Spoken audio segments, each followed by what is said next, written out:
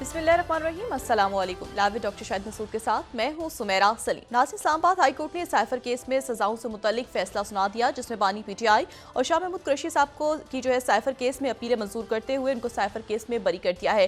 इसके अलावा दूसरी जानिब सुप्रीम कोर्ट में सुन्नी इत्तेहाद कौंसिल की मखसूस नशिस्तों से मुतल्लिक भी केस की समाअत हुई, जो कि कल तक के लिए मुलतवी कर दी है।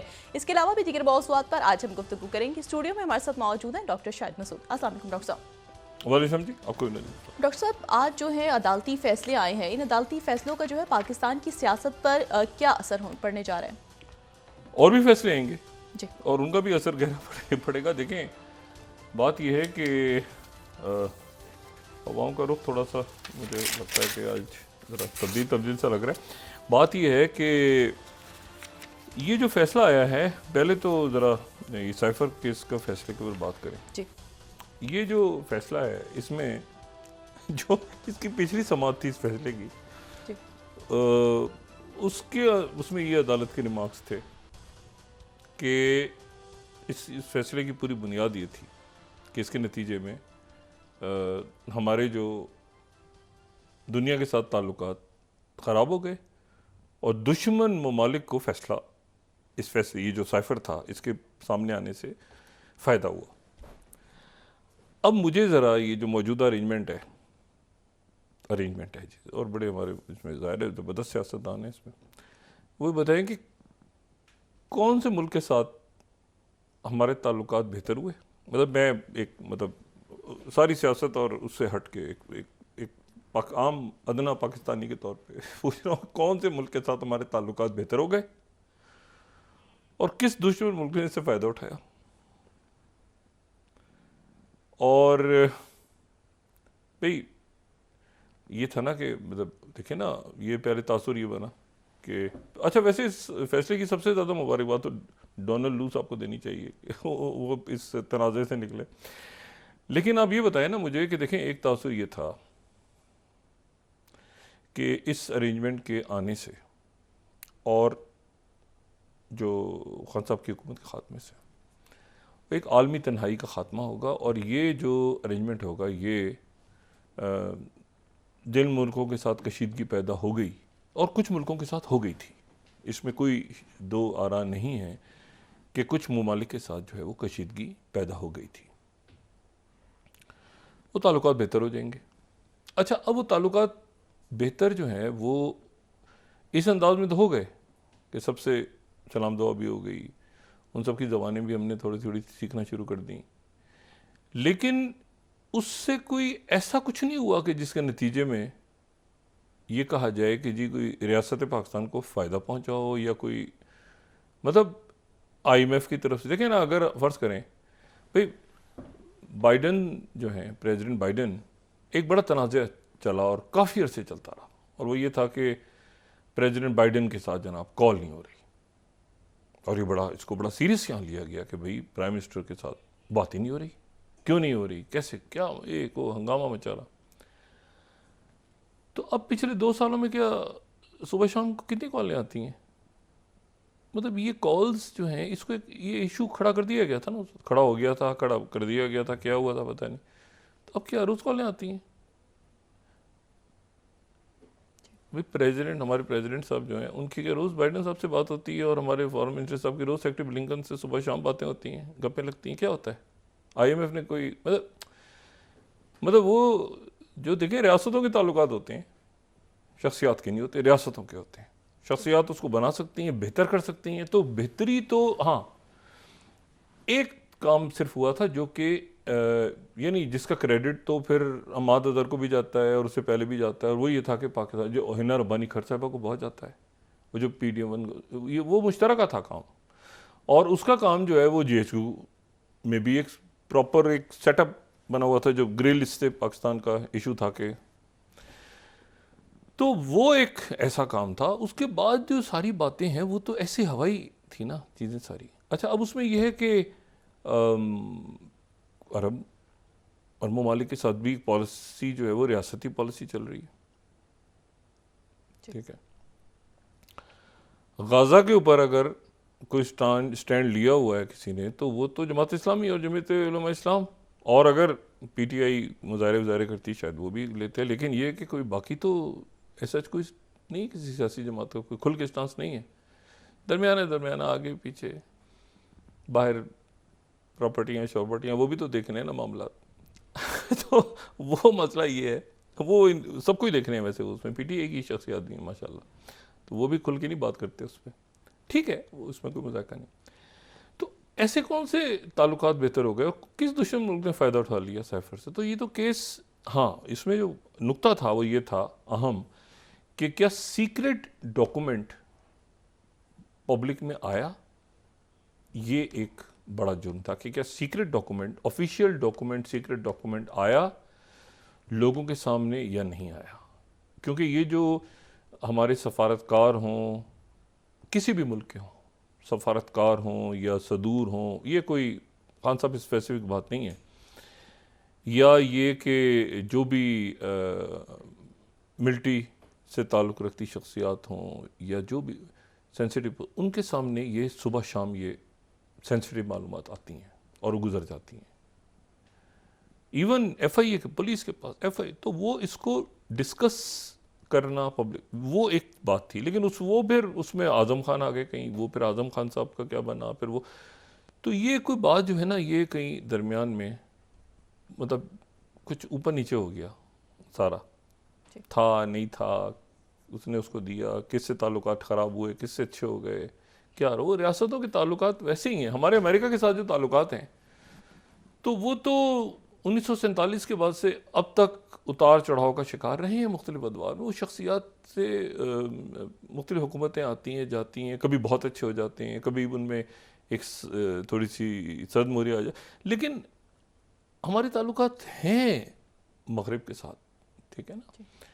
और वो जो है उसमें, हाँ, कभी कभी कोई ऐसी बात हो जो बहुत ज़्यादा प्रोवोक कर दे या उसके नतीजे में इश्ताल फैल जाए, ममालिक हुकूमतें नाराज़ हो जाए, हुआ था कुछ मुल्कों के, जैसे चाइना है, तो चाइना के साथ हमारे ताल्लुकात तो एक मतलब वो हुकूमतें आ रही हैं जा रही हैं शख्सियात, वो चाइना से वैसे ही ताल्लुकात हैं हमारे, या अरब ममालिक के साथ, या तुर्की के साथ, या बाकी दुनिया के साथ, यूरोपीय ममालिक। एक तो ये बात हो गई। दूसरी जो बात है ना, जो ये जो मखसूस नशिस्तों वाला फैसला है, अब देखें इसके ऊपर मैं कुछ नहीं कहूँगा क्योंकि ये कल फैसला आएगा। और इसमें जो 9 मई का मामला है वो, और वो जो तलखी, वो जो ट्वीट से एक्स से फैली हुई है, उसको, उसका खात्मा कैसे होता है, क्या होता है, वो अपनी जगह। लेकिन मैं साइफर की एक बात करूँ, क्योंकि वो जो हमारे ताल्लुकात तो कशीदगी तो कम हुई, लेकिन वो जो बेनिफिट था वो देखें, ये जो हमारे इस अरेंजमेंट में जो शख्सियात हैं, इनके ज़ाती कॉन्टैक्ट्स भी तो हैं, तो वो ज़ाती कॉन्टैक्ट्स आप रियासत के लिए भी तो इस्तेमाल कर सकते थे ना, पाकिस्तान को कोई फ़ायदा। लेकिन वो चूँकि मुझे नहीं पता क्या वजूहात बनी, लेकिन वो इम्पैक्ट नहीं बन सका बाहर, जिसके हमें नज़र भी आया कि कुछ दौरे वौरे मुलतवी हो गए। बारह, दूसरी जो बात है वो ये है कि वो इश्यूज़ अपनी जगह चल रहे हैं और वहाँ से देखना है कि किस तरह से वो कशीदगी ख़त्म होती है 9 मई के, वो देखते हैं अदालतों के अंदर क्या होता है फैसला। लेकिन आज बड़ा दिन है, बहरहाल तहरीक इंसाफ को बहुत बड़ा रिलीफ मिला। ये जो केस है ये तो यानी उसमें मैंने कहा ना, बनता ये था कि भाई कि बाहर आया है, क्या कोई फॉर्जरी हुई है, क्या कोई सीक्रेट डॉक्यूमेंट, ये एक हर मुल्क के अंदर ये एक जो, मैं वो उधर ट्रंप गया था उसके घर भी छापे पड़े थे, ठीक है। लेकिन मुल्कों में सख्त कानून भी होते हैं, बहुत सख्त भी होते हैं, और मेरा नहीं ख्याल के वो एक ऐसा, लेकिन उसमें फिर आज़म खान निकल गए बीच में, वो आदम आप आगे पीछे दाएं बाएं, वो इसका कोई फिर सर पैर नहीं बना। और हुकूमत ने इसको, मौजूदा अरेंजमेंट तो सारा काम धंधा छोड़ के डाला हुआ है ना कि भाई आपने करना है और हमने तो बस बैठना है आराम से आगे। तो वो उसमें प्रोसिक्यूशन ही नहीं हुई सही तरह, क्या बना क्या नहीं बना। ये दिन ज़ाहिर तहरीक इंसाफ के लिए अच्छा। दूसरा जो केस है ना, ये खसूसी नशिस्तों वाला, अब इसका फैसला जो भी होता है, मुझे नहीं पता इसका फैसला क्या आता है, लेकिन इसका फैसला अदालत से ज़्यादा अच्छा हो कि नवाज शरीफ साहब करें, और अदालत से ज़्यादा अच्छा हो कि इसका फैसला पीपल्स पार्टी की क़यादत करे। वैसे तो मामला अदालत में है और सियासी मामला है, दो बड़ी जमातें और एक तारीख रखती हैं, इन्होंने उतार चढ़ाव देखा है, इन्होंने मार्शल्लाह देखे हैं, इनकी तारीख, क्या ये सीटें इनकी हैं? मतलब मैंने आपसे कहा ना कि ये फैसला खुद करें कि क्या ये सीटें इनकी हैं। ये माले गनीमत का जो लफ्ज़ है, मतलब क्या इनकी सीटें हैं खसूसी नशीत में? या तो ये हो ना कि ये सीटें ना उनको मिले ना इनको मिले, एक तो ये बात बन सकती है। भाई इनको कैसे मिल गई? मतलब इसकी, अच्छा जो बहुत सी शख्सियात हैं ना, जैसे जो सियासी हैं, मिसाल के तौर पे राना सनाउल्लाह साहब हैं या साद रफ़ीक साहब हैं, या और भी हम लोगों की बात सुनते हैं मुख्तलिफ उनके, ये तो देखें आने जाने वाली चीज़ें होती हैं हुकूमतें। मैंने कहा ना नवाज शरीफ साहब इसको कैसे देख रहे हैं इस फैसले को? इनकी अपनी पार्टियां टूटी हैं माजी में, मुझे याद हर एक को पता है। मुस्लिम लीग जो नवाज है, तो उस वक्त उनका दफ्तर यहाँ पे जो है वो उसकी जगह मुस्लिम लीग काफ आके आ गई थी, फिर बाद में इनको इनका ऑफिस मिला। तो ये अदवार से ऊपर पीपल्स पार्टी का निशानी छीन लिया था उन्होंने। पेट्रियट, अभी भी दो पीपल्स पार्टी है ना, एक का निशान जो है, एक पीपल्स पार्टी पार्लियामेंटेरियंस हैं और एक पेट्रियट बन गई थी और एक पीपल। तो ये सब उतार चढ़ाव से गुजरे हैं। क्या ये सीटें इनकी हैं? मैंने कहा ना आज अदालत की कार्रवाई, तो उन्होंने जो भी कुछ इलेक्शन कमीशन को उन्होंने कहा आपने माना कैसे? मतलब आपने इसको सुन्नी इत्तेहाद तहरीक पार्लिमानी जमात कैसे मान लिया आपने? और उनको फिर वो, मैंने कहा फैसला जो भी है, फैसला इनकी फेवर में है, इनके अगेंस्ट है, लेकिन तारीख में ये कैसे कि जी ये सीटें तो हमारी हैं। मतलब ये तोता और ये कुछ तोते पे लड़ा हुआ इलेक्शन, किसी मुझे निशानी छीन लिया बल्ले का। तो भाई अगर उनकी चले नहीं है, फ़र्ज़ करें, मुझे नहीं पता, मैंने कहा ना मुझे नहीं पता, मैं सिर्फ राय दे रहा हूँ, चलें उनकी नहीं है, तो इनकी कैसे हो गई? ये तोता, बिल्ला, मैना, कबूतर, लालटेन, पता नहीं लालटेन तो खैर किसी और का निशान होगा, मतलब इस तरह के जो निशान थे वो आज़ाद लोगों ने जाके तहरीक इंसाफ को वोट डाला है। बाद में उन्होंने शायद सुन्नी तहरीक या वो बड़े बल्लेबाज और ये सारा टर्तमा। इलेक्शन कमीशन का क्या बनेगा अब ये देखना है। वो will go under the bus अगर ये फैसला उधर है, थ्रोन अंडर द बस। आज उन्होंने कहा ना इलेक्शन कमीशन ने उबाम पैदा किया सारा, और इलेक्शन कमीशन को चाहिए था कि वो कहता कि भाई आपने कहा सारा उबाम। आज तो ये रिमार्क्स आए हैं, फैसला वो, लेकिन अदालती फैसले को साइड पे रखें, सियासी फैसले जाने नहीं चाहिए अदालतों में। सवाल ये कि सियासी जमातें इस वक्त क्या फैसला करती हैं, और वो कोई इमेच्योर सियासी जमातों की बात नहीं कर रहा, वो सियासी जमातें जिन्होंने हकीकतन, जो कि यानी सियासत में होता है ना कि उतार चढ़ाव, मतलब गिरफ्तारियाँ, कैदें, चीज़ें, वो सबसे गुजरे, वो ये हकीकतन समझते हैं ये सीटें उनको चाहिए। मतलब ये सीटें उनकी हैं। देखें कुछ चीज़ें ऐसी होती हैं जो खुद यानी मैंने आपसे कहा ना ये जिन शख्सियात के मैंने नाम लिए जी, जो पॉलिटिक्स में जिन्होंने बहुत बहुत साल वजारतें ऊंच नीच देखा हुआ है, मुस्लिम लीग नून में, पीपल्स पार्टी में, खुर्शीद शाह साहब हैं, मौलाना चांडियो साहब हैं, इत्तेजाज एहसन साहब को तो खैर नुक्ता नज़र है, लेकिन और भी रज़ा रब्बानी साहब हैं, शहरी रहमान साहब हैं, सियासी लोग पुराने जो हैं, ये सीटें हैं कि कोई 1000 कानूनी दलाइल दे दें।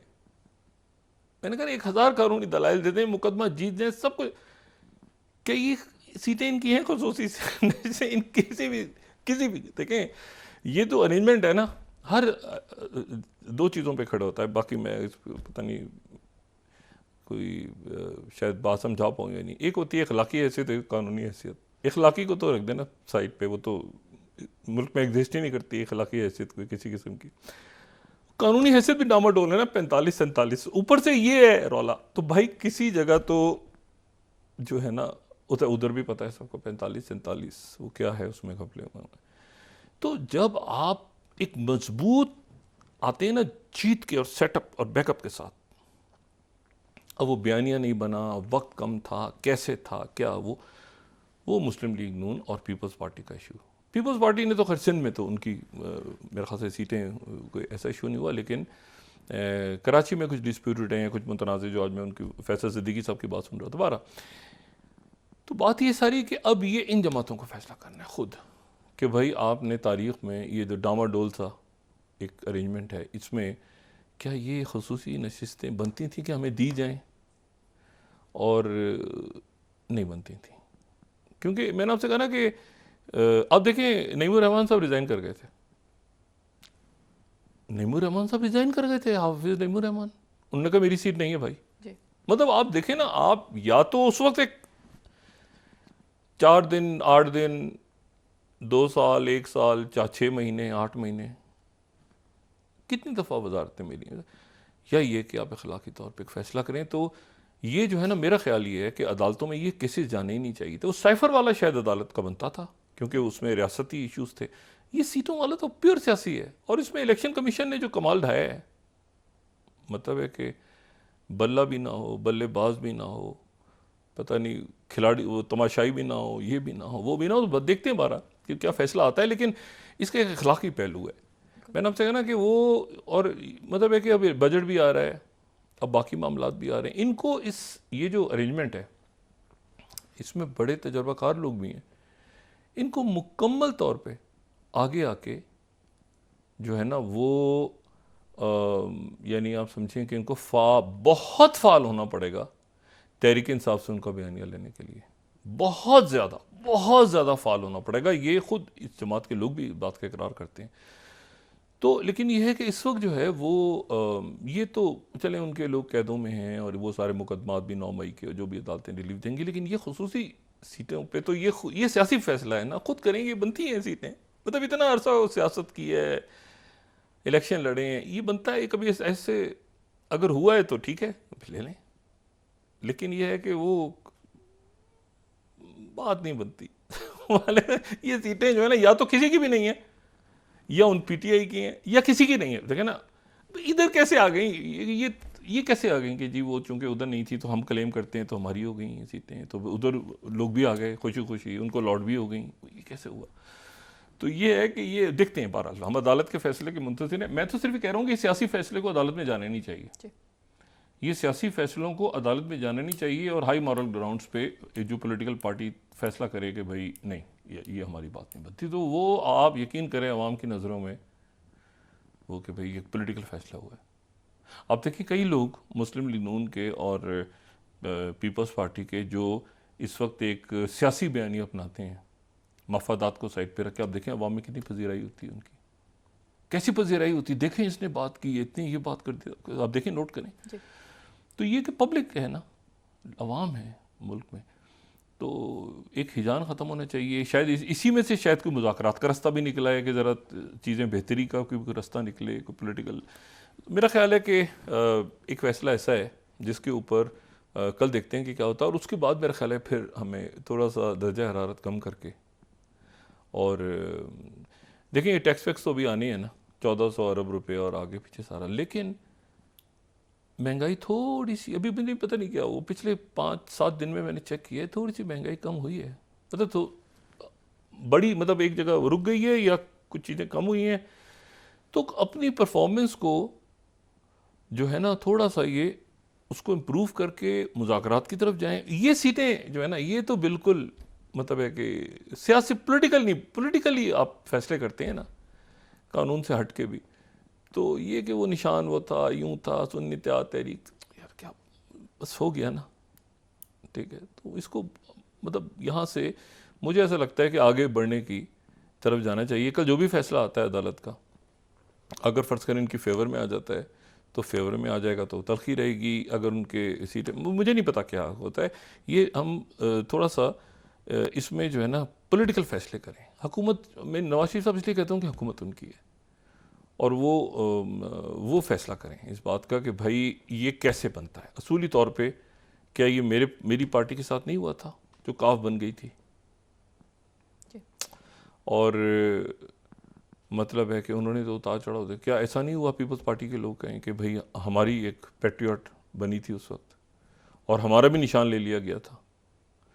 तो ये जो है ना चीज़ें, ये थोड़े दिनों की वजारतें, और मॉरल ग्राउंड पे मुल्क के इश्यूज़ हैं, प्रॉब्लम्स हैं आवाम में, मतलब बहुत इस वक्त लोगों के मसाइल हैं, और आने वाले दिनों में और ये जो बजट आ रहा है सर पे, तो ये अब देखें, मतलब ये काफ़ी हो गया अब लोगों का ना, फटीग में लोग चले गए हैं ये रोज़ की बातें, और ये सुन सुना के ये देखें ना, ये पॉलिटिकली ये इनकी आपस में जो है वो साद रफ़ीक साहब, मैंने ये नाम लिया ना, साद रफ़ीक साहब आगे हैं, राना सनाउल्लाह भी सियासी आदमी है, वो जैसे टीवी पर बाज़ दफ़ा वो सख्त बात कर जाती है ना, सॉफ्ट आदमी है। राना सनाउल्लाह साहब और अयाज सादिक साहब हैं, यूसुफ रज़ा गिलानी साहब हैं, ये लोग आगे बढ़े हैं। ये इनके साथ बैरिस्टर गौहर साहब के साथ और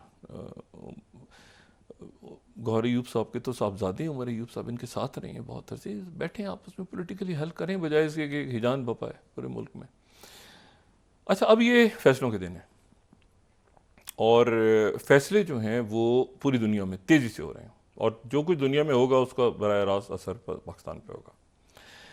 अच्छा, एक फैसला जो बज़ाहिर आपको बिल्कुल आप कहेंगे कि इसका क्या ताल्लुक है पाकिस्तान के साथ, इसका क्या ताल्लुक है और ये कहाँ से डिस्कस होना शुरू हो गया, लेकिन बहरहाल पहली जो खातून सदर हैं क्लौदिया शेम्बॉन, तो वो जो हैं वो मेक्सिको की सदर मुंतखब हुई हैं। 61 साल उनकी एज है और वो जो हैं वो बड़ी ज़बरदस्त खातून है। लोपेज़ ओब्राडोर वहाँ के सदर रहे काफ़ी तवील अरसे, तो ये उनके साथ उन्हीं की, यानी जो पिछले सदर हैं उन्हीं की सियासी जमात से ये इनका ताल्लुक है। ये जो है ये बड़ी ज़बरदस्त खातून है।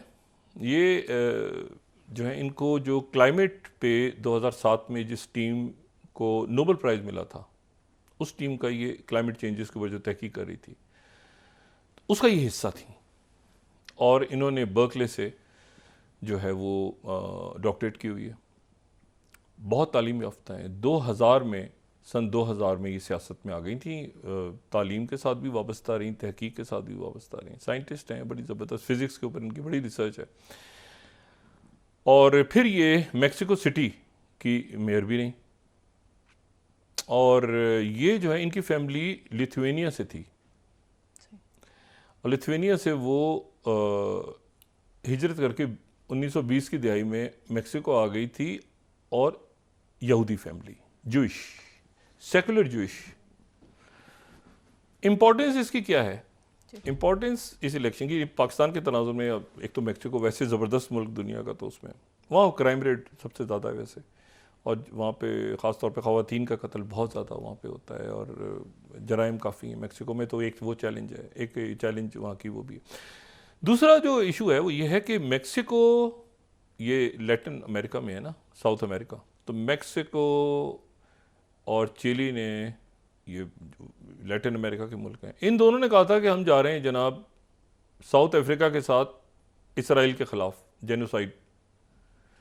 लैटिन अमेरिका में तमाम मुल्क, अर्जेंटीना के सदर को छोड़ दें आप, अर्जेंटीना क्या, वेनेजुएला, एल सल्वाडोर, ब्राज़ील, वहाँ पर जितने बड़े लैटिन अमेरिका में मुजाहरे हुए हैं फ़लस्तीनियों के हक़ में, वो दुनिया हैरान है।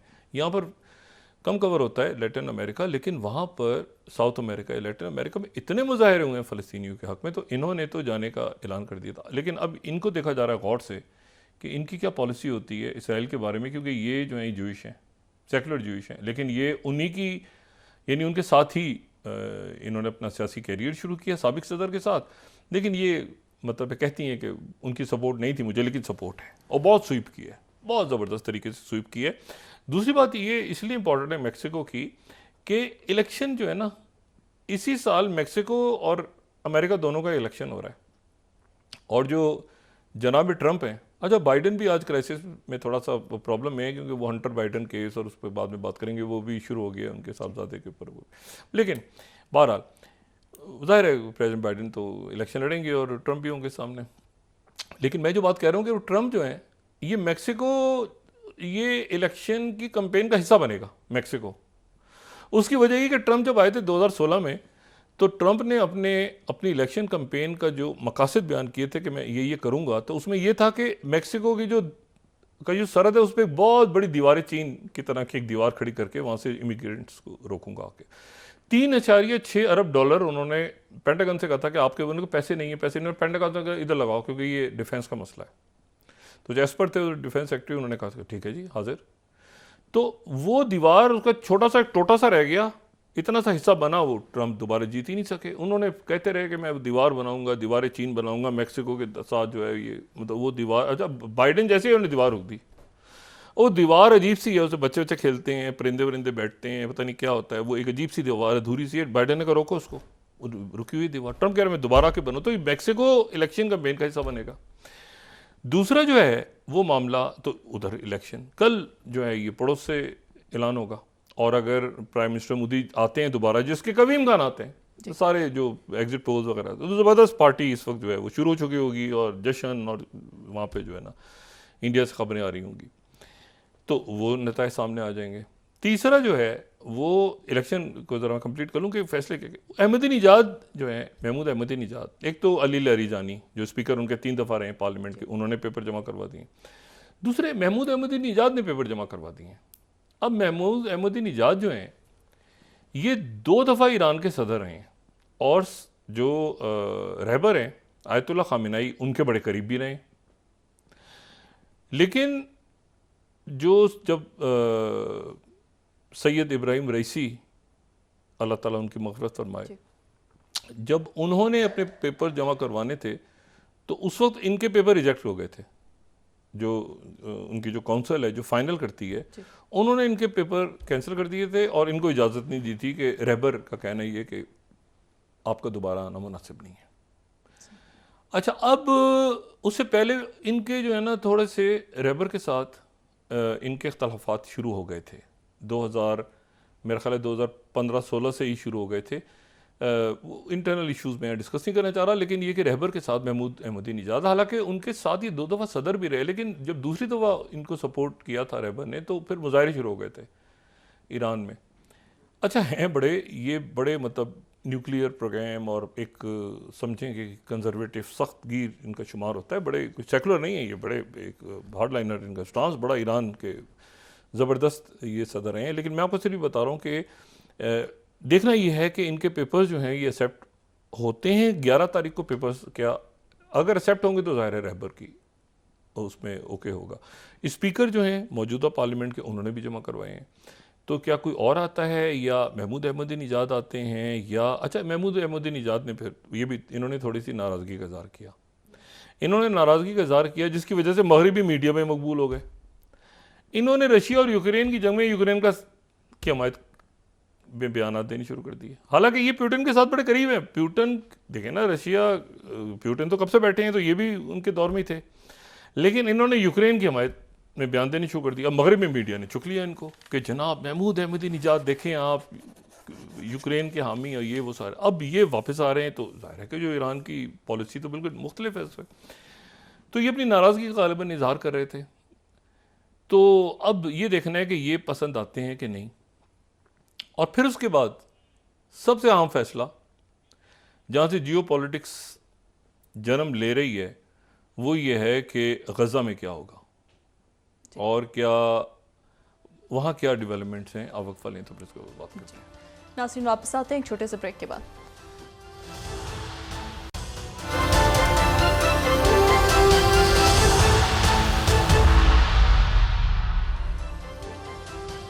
वेलकम बैक नाज़रीन। डॉक्टर साहब, आप ये कहते हैं कि मखसूस नशिस्तों का जो ये मुकदमा, ये सियासी मुकदमा, और सियासी मुकदमों को अदालत नहीं जाना चाहिए। नहीं, ये तो बिल्कुल ही देखें, वो जो साइफर वाला है ना, वो तो एक रियासती अदारे और फॉरेन ऑफिस उसमें, और वो तो वो एक अलग उस पर था। अब उसमें यह वज़ीर कानून बयान करेंगे, क्या करेंगे, इसके ज़िम्मेदार कौन है, जो भी है इशू, लेकिन हिजान बपा रहा, और ये मुल्क से बाहर भी इसका कोई अच्छा तासुर नहीं किया दोनों सूरतों में।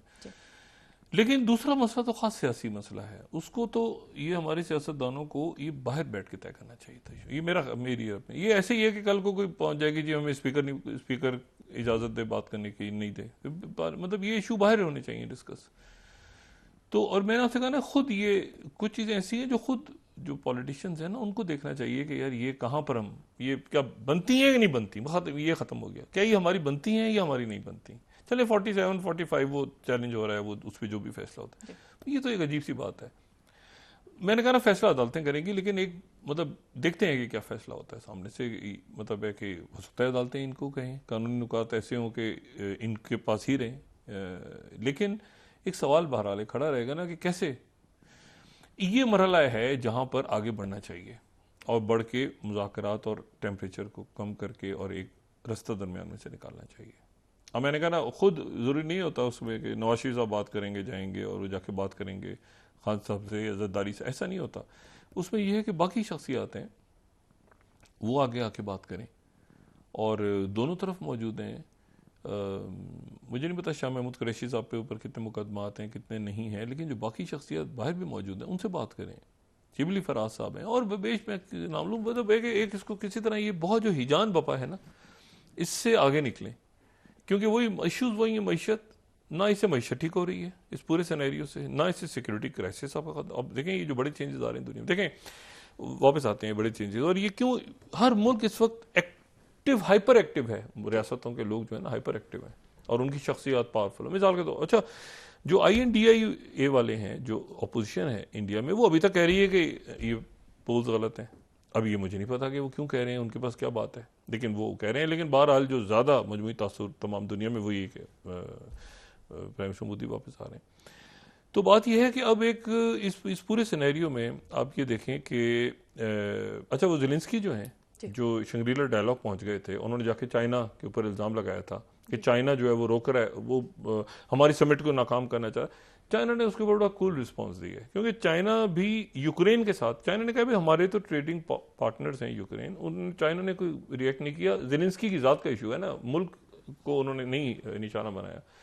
ज़ेलेंस्की जो है वो उनसे वो मार्कोस जूनियर की मुलाकात नहीं हो पाई थी सिंगापुर में। वो मार्कोस जो हैं फिलिपीन के प्रेसिडेंट, वो वहाँ से पहले रवाना हो गए थे, तो ज़ेलेंस्की जो है वो फिलिपीन पहुँच गए, अचानक मनीला पहुँचे, और मनीला पहुँचे वो अपनी, चाहे रिजल्ट जो भी हो यूक्रेन में, लेकिन ज़ेलेंस्की को एज अ पर्सन अगर आप देखें ना, एज अ पर्सनैलिटी, तो ज़ेलेंस्की बहुत इंटरनेशनल स्टेज पे ज़ेलेंस्की ने अपना जो केस है वो बड़ा ज़बरदस्त अंदाज में प्ले किया। अभी तक आप देखें वो पहुंच गए जनाब वहाँ पे, फिलिपीन पहुंच गए, और फिलिपीन पहुंच के उन्होंने वहाँ मार्कोस जूनियर से कहा कि एक तो इस साल एम्बेसी खोलेंगे मनीला में, और दूसरा ये कि आप शरीक हो, स्विट्ज़रलैंड आए।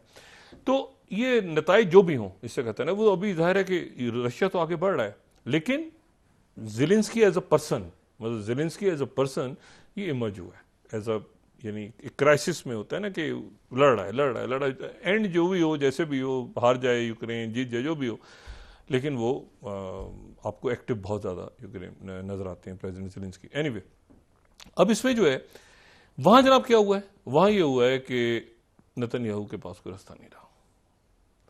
अब जनाब जो उनके वज़ीर दिफा हैं उनसे भी, और जो उनके जो तीसरे रुकन हैं गैलेंट और गांस, दोनों से सेक्रेटरी ब्लिंकन ने बात की तफसील से, और उनसे कहा कि ये पूरा प्लान उनसे डिस्कस हो गया। और वहाँ पर एक अजीब मामला ये है कि नेतन्याहू को अमेरिका में कांग्रेस में बुला लिए, ये पता नहीं किसने क्या यहाँ खिताब करें। अब इसराइल में शोर ये मचा हुआ है कि हमें डील तो बता के जाओ कि ये सीज फायर की डील क्या हुई है, क्या है माहिदा, क्या अमेरिका ने भाग जाना, मतलब हमें बता के जाओ, वहाँ मुजाहरे तो पहले हो रहे हैं। उन्होंने कहा क्या हुआ है मामला है। उनके जो वाकई वजीर इंतहा पसंद जी वो कह रहे हैं कुछ हुआ है, हमें नहीं बताया भाई, हमें कोई मुसवदा नहीं दिखाया, इसने क्या तय किया बाइडेन के साथ, क्या नहीं तय किया। अब एक तरफ उनकी हुकूमत गिरने जा रही है, और पॉलिटिकल उनका जो कैरियर है वो ख़त्म होने जा रहा है, क्योंकि ये आज वहाँ पे मौजूद थे, इन्होंने कैबिनेट डिसॉल्व की सीसी, प्रेसिडेंट सीसी ने, और दोबारा वहाँ पे नई कैबिनेट और नई पीएम वगैरह आएंगे, लेकिन जाहिर है कि प्रेसिडेंट सीसी की बात चलती है। लेकिन उनके जो फॉरेन मिनिस्टर हैं वो स्वीडन में थे गालिबन आज, तो वहाँ पे उन्होंने प्रेस कॉन्फ्रेंस की, और वहाँ पर उन्होंने प्रेस कॉन्फ्रेंस में बात करते हुए कहा कि ये रफ़ा के ऊपर जब मतलब तमाम रफ़ा से इसराइली फ़ौज हटेगी तो रफ़ा क्रॉसिंग हम खोलेंगे। मतलब वो खाली क्रॉसिंग खोलने वाली जो बात हुई थी ना कि क्रॉसिंग खोल दें और बाकी फ़ौज हट जाए, उन्हें पूरे रफ़ा से खाली करो और फिर उसके बाद जो है वो हम बात आ गई। तो इजिप्ट भी अपनी पोजीशन लेके खड़ा है। अच्छा, बड़ा रेयरली ऐसा हुआ है कि आयतुल्लाह खुमैनी की जो है वो आज बरसी थी, तो उस हवाले से तकरीब हुई, तो वहाँ पे आयतुल्लाह खामेनेई ने स्पीच की, उसमें उन्होंने बात की, उन्होंने कहा कि ये तो अमेरिका का प्लान सारा ख़त्म हो गया रीजन में साथ होता है। उसको बड़ा रेयर ऐसा होता है कि फ़लस्तीनी अथॉरिटी के प्रेसिडेंट जो हैं उन्होंने इस तकरीर की मज़म्मत की है। उसकी वजह यह कि जो दो फ़लस्तीनी बड़े ग्रुप्स हैं, यानी महमूद अब्बास जो हैं और हमास ज़्यादा अपने आप को ईरान के साथ करीब समझती है, और जो महमूद अब्बास हैं वो भी अपने आप को ईरान से करीब समझते हैं, लेकिन वो अरब ममालिक के ज़्यादा। तो उन्होंने थोड़ी सी तनकीद की है कि नहीं भाई ये, क्योंकि इसमें इस पूरे खेल में अब देखें ना कि फ़लस्तीनी अथॉरिटी ख़त्म हो रही है ना इसमें, यानी ये मुआहदे के नतीजे में फ़लस्तीनी अथॉरिटी तो डिज़ोल्व हो रही है। अच्छा, उसके बाद ये है कि इजिप्ट ने आज कह दिया है वहाँ पे, इजिप्शियन फॉरेन मिनिस्टर ने, कि हमास की तरफ से पॉजिटिव रिस्पॉन्स आ गया। इसराइल ने तो मुसव्वदा पेश की है बकौल प्रेसिडेंट बाइडेन के। अब वो जो है वो अब इसकी फौरी तौर पे जैसे ही ऐलान होगा, आज कल परसों, खींच नहीं सकते ज़्यादा नेतन्याहू, क्योंकि इनके जो दोनों वजीर जो जंगी काबीना में बैठ के तो वो इसको कोस रहे थे, और ये ऐसे नहीं होगा ऐसे नहीं होगा। सेक्रेटरी ब्लिंकन ने बात की उनसे, उन्होंने कहा ठंडे हो जाएं, सीज फायर, पीस की तरफ जाएं और आगे निगोशिएट करें, निगोशिएशंस की तरफ जाएं, और ये निगोशिएशंस बड़ी ज़रूरी हैं। ये जो स्विट्ज़रलैंड की कॉन्फ्रेंस हो रही है ना, ये स्विस कॉन्फ्रेंस, जिसमें चाइना नहीं जा रहा और जिसमें रशिया भी नहीं जा रहा, पाकिस्तान भी शायद उसमें ना जाए, पाकिस्तान का दावत है, तो पाकिस्तान ज़ाहिर है कि एक मुशावरत करेगा भी, और शायद जाए शायद ना जाए, दोनों बातें चल रही हैं, लेकिन शायद ना जाए। चाइना नहीं जा रहा तो पाकिस्तान में कुछ ममालिक, क्योंकि चाइना ने उसमें कहा है कि हम नहीं जा रहे। अच्छा, जो ये छोटे छोटे डॉट्स हैं, मैं दोबारा इस पर आता हूँ इसराइल में, क्योंकि अब ये नेतन्याहू के पास नहीं, लेकिन जो लेवरॉव हैं, सजाई लेवरॉव, छोटी छोटी चीज़ों को हम वो गिनी पहुँच गए। गिनी कहाँ पे है? गिनी का इसका क्या ताल्लुक बनता है गिनी का पाकिस्तान से? हर चीज़ का ताल्लुक बनता है पाकिस्तान से, दुनिया से। ये उनका कोई 2013 के बाद ये पहली दफ़ा वो मगरिबी अफ्रीका के किसी मुल्क में पहुंचे हैं। मगरिबी अफ्रीका का अगर नक्शा देखें ना, तो ये वो मगरिबी अफ्रीका है जो कि अटलांटिक के साथ है। एक तो इस तरफ है ना अफ्रीका का एंड, जो इंडियन ओशन और रेड सी, जो उधर का उस तरफ है ना वेस्ट अफ्रीका, जो अटलांटिक की तरफ, वहाँ पे जनाब वेस्ट अफ्रीका ज़बरदस्त मुल्क है, वो गिनी पहुँचे हैं। और अफ्रीका में ये उनका गालिबन वो 2 और मुल्कों का दौरा करेंगे। अफ्रीका में रशिया की जो फुटप्रिंट है वो बहुत बढ़ गया है, बहुत बढ़ चुका है, ये वैगनर ग्रुप और ये सारा, और चाइना का भी बढ़ रहा है। लेकिन उसके बाद वो वहाँ से जो है वो अगर हम इसमें देखें तो वो चार्ट जाएंगे गालिबन, और फिर वो बुर्किना फासो जाएंगे। ये वो जो कू बेल्ट है साहिल के कू बेल्ट के कुछ मुल्क ऐसे हैं जो साहिल में भी शुमार होते हैं, लेकिन वो साथ ही वेस्ट अफ्रीका में भी शुमार होते हैं। तो ये वो जहाँ पे कूज हुई हैं और जहाँ से फ्रेंच निकले हैं, और ये सारा रशिया आ गया है, और ये सारा, तो वहाँ पर अब जनाब ये सर्जेई लैवरोव वहाँ पे। तो ये जो है ना इस वक्त ग्लोबल पॉलिटिक्स, ये अपनी जियो पॉलिटिक्स पीक पे है। यानी आप ये देखें कि फिलिपीन से आप शुरू करें, ताइवान से शुरू करें, आप ऑस्ट्रेलिया तक जाएं, आप उसके बाद इंडिया, बांग्लादेश, म्यांमार, ये सेंट्रल एशिया, फिर यूरोप, फिर जो वेस्ट एशिया या मिडल ईस्ट कह लें या मीना कंट्रीज कह लें, अफ्रीका, इतना कुछ दुनिया में हो रहा है। और हर इवेंट जो है ना वो एक दूसरे से मुंसलिक है, और ये कनेक्टिविटी की वजह से तो अब एक दुनिया तो है जो कहती है कि भाई वो शायद वो पुराने 30 साल पहले वाले बॉर्डर्स ही शायद नहीं है, क्योंकि कनेक्टिविटी से अब वो सारी दुनिया एक दूसरे से, यहाँ बैठे हैं और लेक्चर अटेंड कर रहे हैं अमेरिका का बैठ के, या कॉन्फ्रेंस हो रही है दुबई में और लोग अटेंड कर रहे हैं फ्रांस से। तो वो जो कनेक्टिविटी की दुनिया में अब वो जो है वो एक नई जियो पॉलिटिक्स इमर्ज हो रही है ना, जिसमें ये सारे फैक्टर्स भी, साइबर सिक्योरिटी और ये और सोशल मीडिया और जो भी इश्यूज हैं सारे, और ब्लॉकचेन में, हमें ब्लॉकचेन पता नहीं कैसे कब जाएंगे, हम क्या बनेंगे, यही। तो मैं आपसे सिर्फ ये कह रहा हूँ कि ये सारे इश्यूज हमने रिजॉल्व करने हैं, इन चीज़ों से निकलना है, 7 से 8 की खबरें और 8 से 9 की खबरें, क्योंकि इनसे कोई फ़ायदा कुछ भी नहीं हो रहा, सवाए इससे कि एक तो लोग फटीक में जा रहे हैं, बहुत ज़्यादा लोगों का भी एक हो ना, अदालतें भी फटीक में जा रही हैं, फ़ायदा हासिल कुछ नहीं हो रहा। अब ये मुझे बताया ना कितने महीने चला है, क्या आखिर में क्या हुआ? मतलब एक इस्तराब बपा रहा ना पूरे उसमें। अब वो अपील में हुकूमत जाती है, नहीं जाती, इससे हासिल क्या होगा?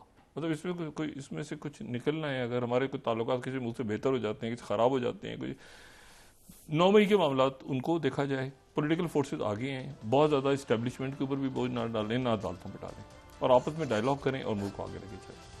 मतलब इसमें मुझे, जैसे मैंने कहा ना, ये खास नशिस्तों वाला तो अदालती है, ये तो आपस में बैठ के जो है ना, ये बिल्कुल ऐसे ही, मैंने मिसाल दी ना कि कहीं कि पार्लियामेंट में खड़ा के कहेंगे जी कायमा कमेटी कैसे बनेगी, अदालत फैसला करेगी, तो अदालत का ये पॉलिटिकल इशू है।